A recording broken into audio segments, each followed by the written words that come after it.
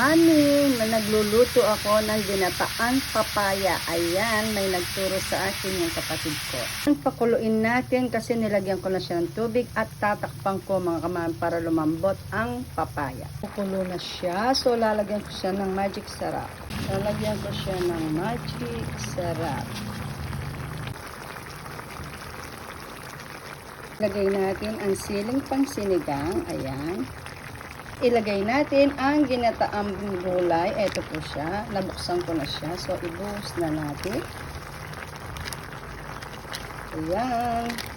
Ibuhos na natin ang dahon ng malunggay. Ayan. Tapos, hayaan natin lumambot yung dahon ng malunggay.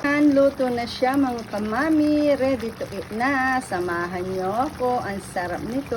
Simpleng ulam at napakasustansya mga kamami. At